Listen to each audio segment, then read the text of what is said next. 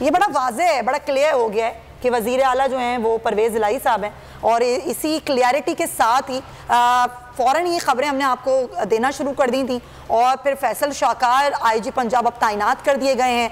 आज ही से नाज़रीन वो चार्ज भी संभाल लेंगे, आज ही से अपने फ़राइज़ सर अंजाम देंगे।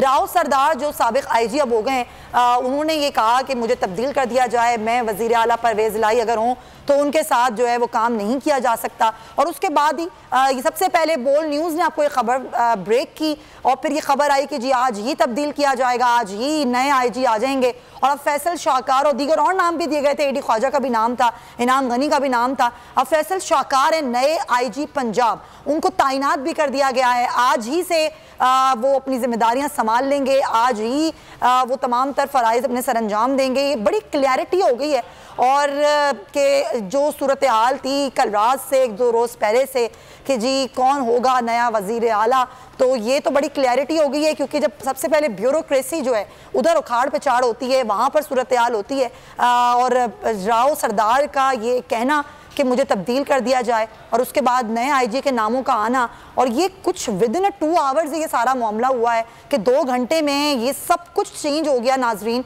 वज़ीर आला पंजाब का तो मामला भी होना है, अभी असम्बली का इजलास शुरू होना है, वज़ीर आला पंजाब का इंतखाब होना है सुप्रीम कोर्ट के हुक्म पर और इसके लिए वोटिंग भी होनी है। और दूसरी तरफ ये जो आईजी पंजाब के मामला है ये भी एक तरफ है कि राव सरदार ने कहा कि मुझे आईजी पंजाब नहीं रहना, मैं नहीं काम कर सकता इस तरह, और फिर अब उनकी जगह आ गए हैं जी फैसल शाकार और अब वो होंगे आईजी पंजाब नए और आज ही से वो चार्ज भी संभाल लेंगे। और राव सरदार को जी आईजी रेलवे तैनात कर दिया गया है। वो सब्सक्राइब करें और बेल दबाएं ताकि कोई खबर रह न जाए।